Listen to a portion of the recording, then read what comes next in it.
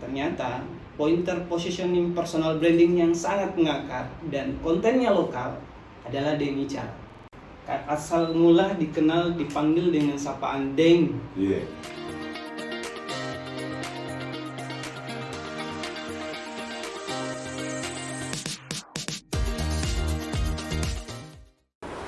Oke, bismillahirrahmanirrahim. Terima kasih. Untuk sesi kali ini sepertinya sangat spesial karena saya kedatangan tamu yang nampaknya sudah lumayan banyak dikenal dan kita langsung sambut Deng Ical. Assalamualaikum warahmatullahi wabarakatuh. Bagus gitu jamaah dulu. Alhamdulillah. Sehat-sehat Deng. Alhamdulillahirobbilalamin. Jadi sebelumnya mungkin saya pengen jelaskan beberapa poin penting kenapa Deng Ical ini kemudian kita undang ke podcast Kios 1. Ya, jadi saya ingin highlight dulu. Yang pertama mungkin karena kita lihat setelah kita tracking ternyata pointer positioning personal branding yang sangat mengakar dan kontennya lokal adalah Deng Ical. Yeah. Salah satunya yang paling kita sering dengar dari sisi penamaan saja, Deng itu sangat melekat. Kemudian yang kedua ada juga pernah kalau kita flashback ke belakang itu kata sombere. Yeah. Itu juga muncul karena Deng Ical juga. Jadi mungkin itu salah satu alasan di antara banyak yang menjadi poin penting kenapa Deng Ical ini kita undang ke sini Kakak gitu. Jadi Alhamdulillah. sapa-sapa dulu Kakak kepada semua pendengar Kios 1 ini. Assalamualaikum warahmatullahi wabarakatuh. Selamat pagi, sehat selalu untuk seluruh sahabat Kios 1 dimanapun berada, yang Kios 1 Sombere, yang mudah-mudahan hari ini dan hari-hari yang akan datang insya Allah selalu diberkahi kesehatan dan kekuatan untuk bermanfaat bagi banyak orang insya Allah. Amin. Amin ya rabbal alamin. Ya, ini persoalan ini lagi Deng, apa namanya positioning dan branding. Kita di orang digital marketing selalu menyebutnya ini adalah branding personal gitu, sering dikenalnya. Asal mula dikenal dipanggil dengan sapaan Deng. Iya. Dari mana itu Deng? Kemudian yang kedua, sombere, apakah itu serta-merta apa memang disetting atau seperti apa sebenarnya itu Deng? Iya. Itu dulu pengantar Kak. Dua hal ini Kakak Jenderal sebenarnya alami semuanya.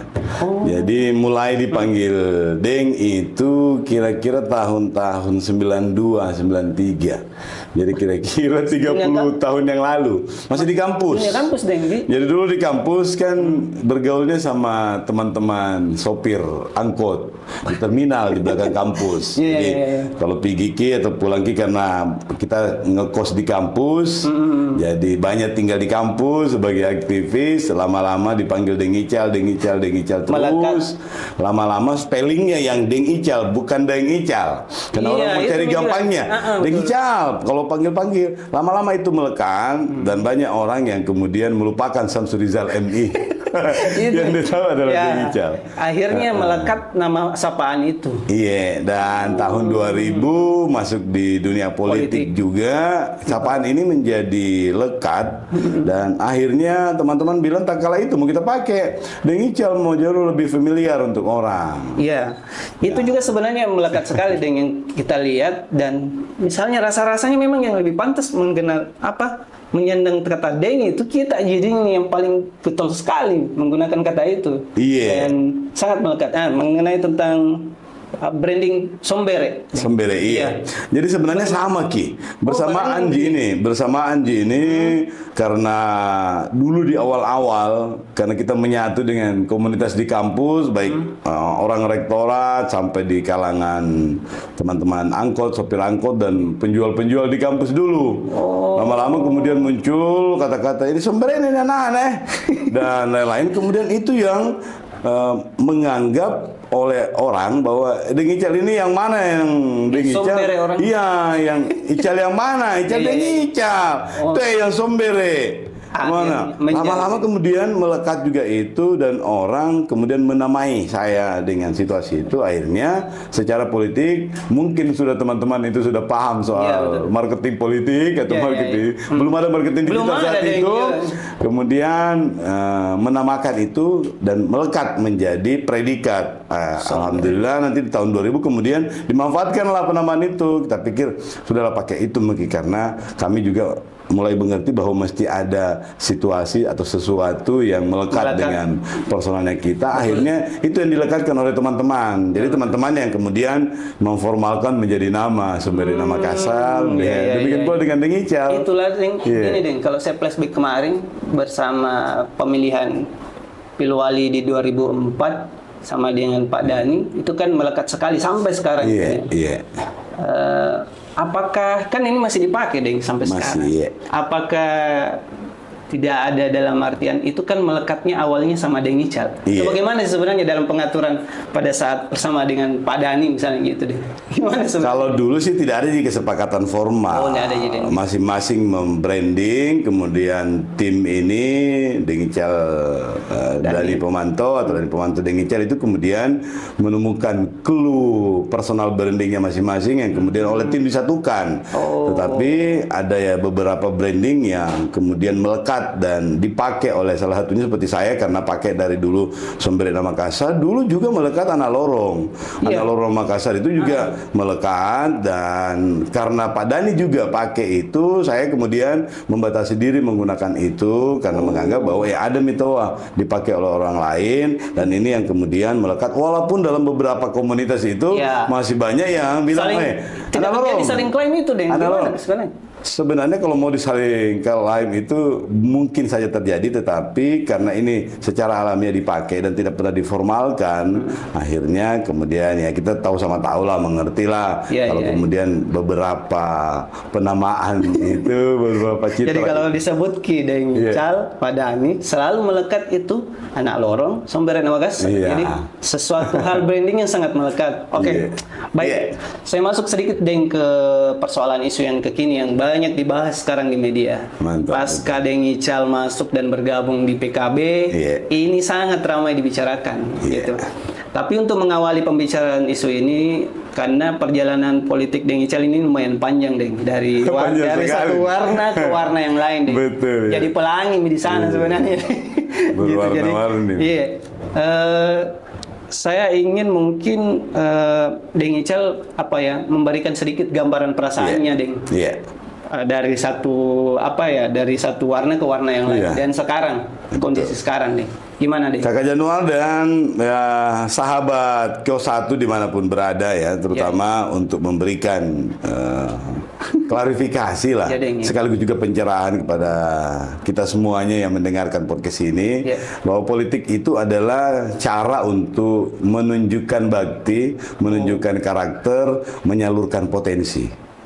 Tentu cara banyak untuk bisa ditempuh, asal potensi kita, bakti kita itu ada kemungkinan untuk tersalurkan dan dirasakan kemanfaatannya oleh orang lain. Nah, dalam konteks inilah kemudian ada beberapa warna yang sempat disinggahi.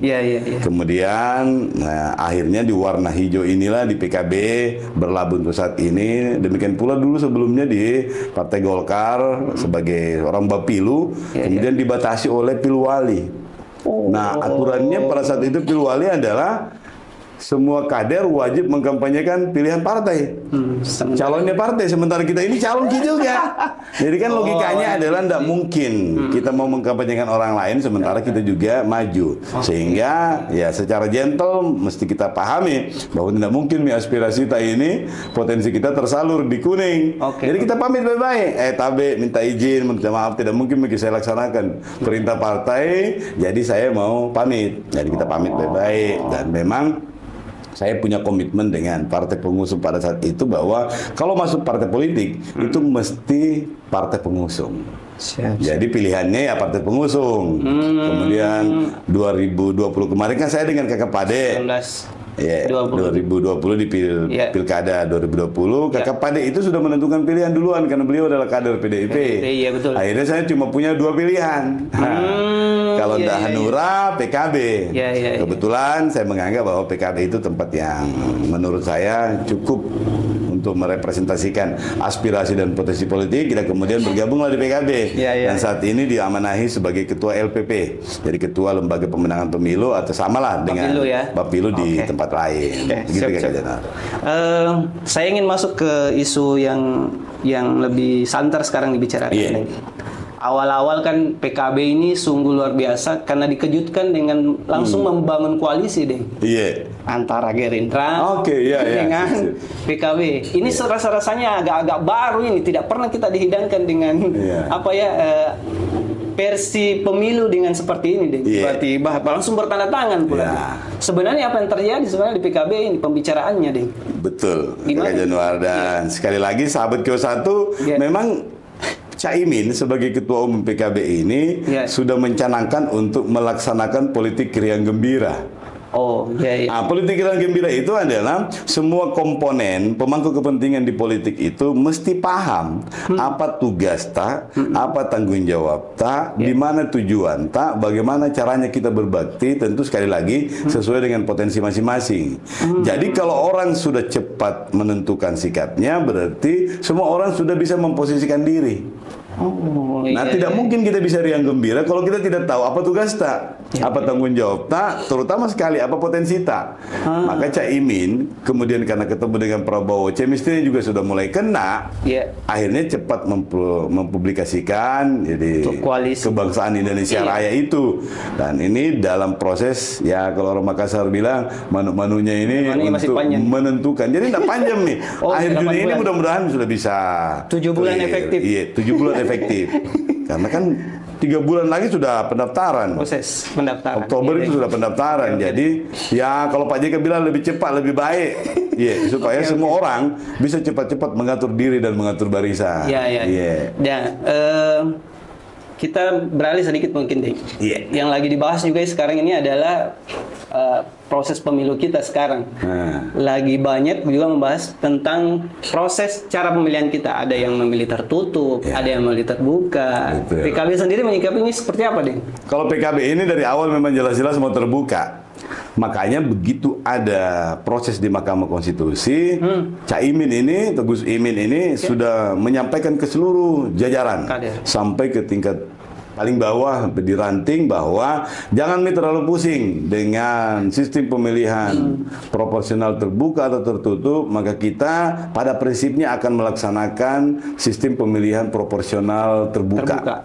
Tetap Apakah daftar calonnya nanti bagaimana caranya, PKB akan mencari jalan supaya suara rakyat itu masih bisa tetap memilih berdasarkan apa yang diinginkan atau terutama personal yang diinginkan oleh rakyat. Betul. Oleh karena itu kita akan cari modifikasinya dan beberapa alternatif sebenarnya kita sudah siapkan.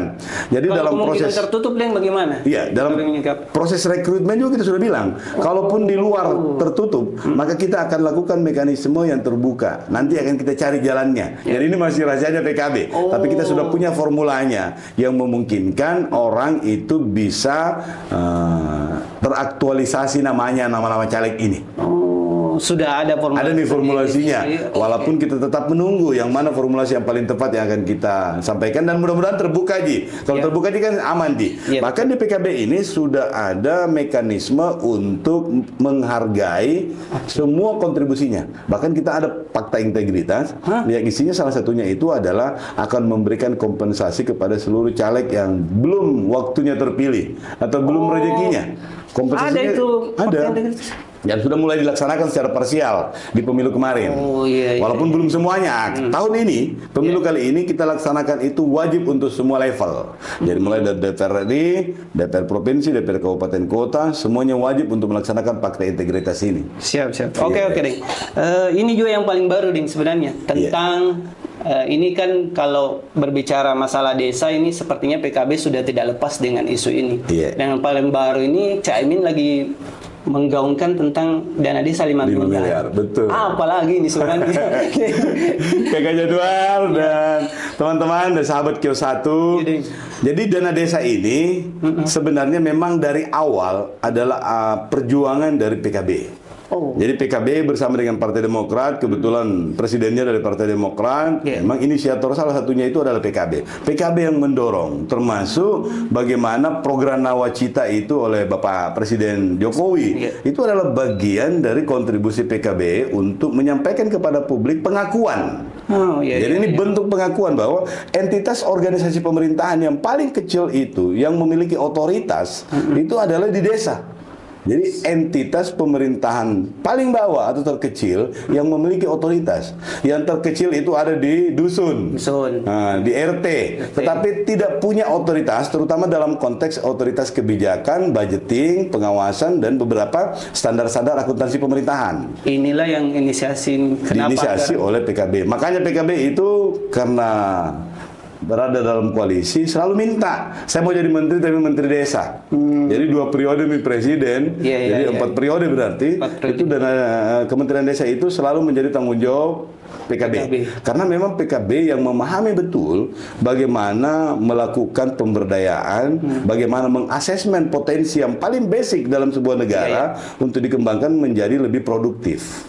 Makanya setahun ini Caimin sudah bilang, pokoknya semua kader gaungkan saat ini orang di desa sudah siap untuk berikan amanah yang lebih besar. Yang tadinya 200 juta, kemudian sampai 500 juta, kemudian 1 miliar per desa alokasi dana desa, sekarang naikkan lagi. Suprastruktur dan infrastruktur termasuk personal desa ini sudah siap untuk menerima tanggung jawab lebih besar. Kasih 5 miliar supaya 5 miliar ini hal-hal yang sifatnya kecil-kecil dan mendesak itu bisa langsung dieksekusi.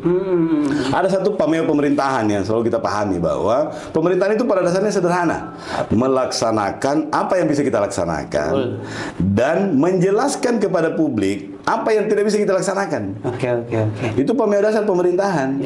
Jadi kalau ada miuanta sumber daya 5 miliar, maka jalan desa, jalan tani, pengairan, sumber air yang kira-kira anggarannya tercover di 5 desa itu tidak perlu lagi ikut di APBD kabupaten kotanya, sudah masuk di dana desa. Jadi masalah itu tuntas di muaranya, masalah itu tuntas memang di hulunya.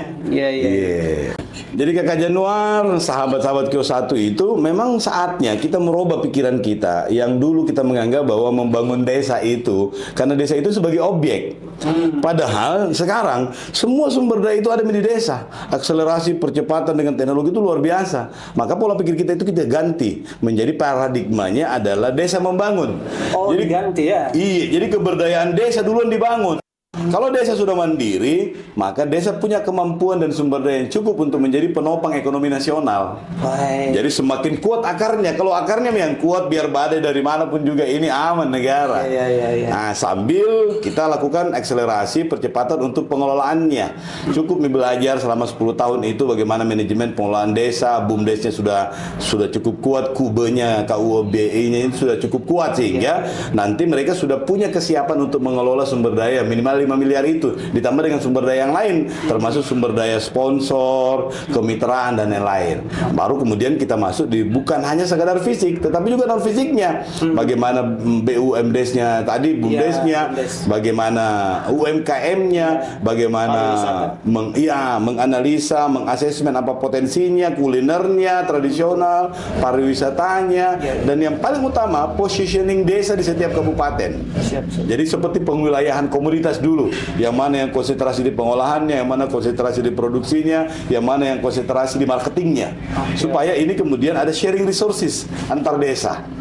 Dan inilah yang menjadi mimpinya PKB supaya nantinya mimpi masyarakat itu betul-betul dekat dengan mimpinya PKB juga.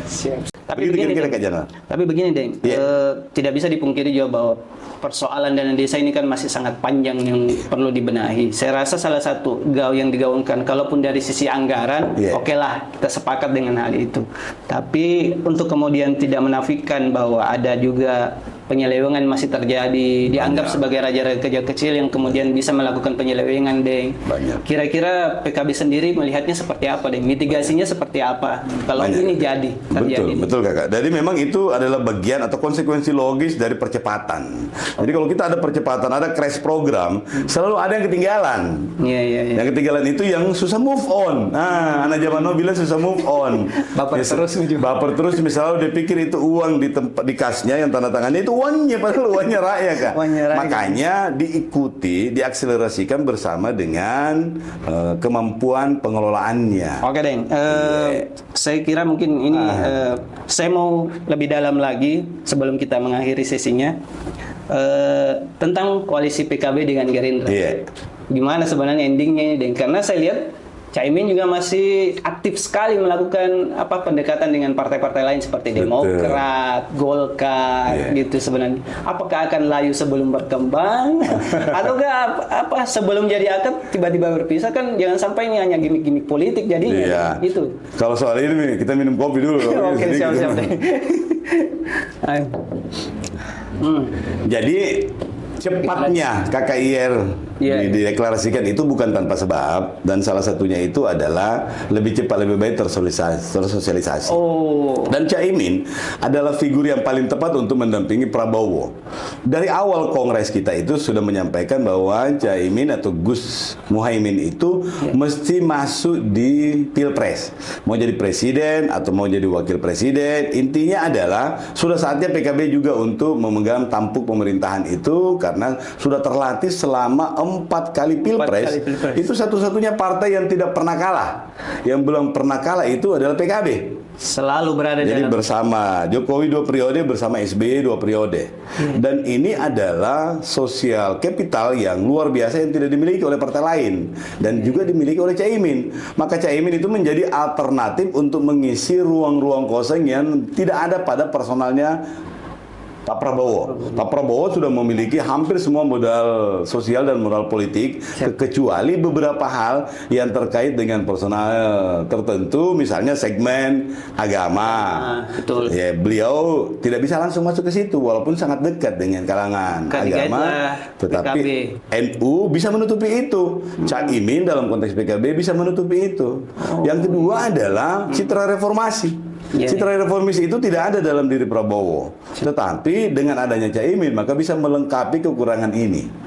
Dan ini juga citra milenial Gen Z itu juga masih bisa dilekatkan di Caimin, karena model pergaulan, kemudian cara menyampaikan gestur dan body language itu masih sangat adaptif dengan dunia anak muda, dunia zaman now, dan beberapa pikiran-pikiran yang lain yang membuat ide-ide seperti yang ingin disampaikan oleh Gus Muhaimin ini bisa menyempurnakan karakter personal dan kekuatan partai yang sudah dimiliki oleh Prabowo sebelumnya. Oke deh. Nah, saya mungkin langsung ke sesi akhir ini karena pembicaraan kita ini. Jadi ada satu sesi Deng kita sediakan ini Deng, di mana sesi kali ini kita ingin Deng Ical menjawab, memberikan jawabannya hanya melalui ekspresi. Terserah Deng mau memberikan ekspresi apapun. Gitu. Ketika saya menyebutkan kata, silakan Deng Ical memberikan ekspresinya. Jadi body language-nya ini. Siap. Supaya menjadi sebuah inspirasi lagi. Kira-kira kalau ditanya sesuatu, Deng Ical merespon seperti apa gitu. Ini juga ada beberapa pertanyaan yang dari para netizen juga, Deng. Coba tanyakan ini ke Deng Ical. Kira-kira bagaimana tanggapannya? Oke. Mana Deng? Siap? Mantap. Jadi aturannya adalah Deng Ical hanya bisa memberikan ekspresi menggunakan bahasa tubuh. Tangan boleh? Tangan boleh. Tapi tidak boleh 2 kali di pertanyaan yang sama. Di pertanyaan yang berbeda, 2 kali berturut-turut dengan ekspresi yang sama. Ke kamera ini, Deng. Bosku. Wali kota.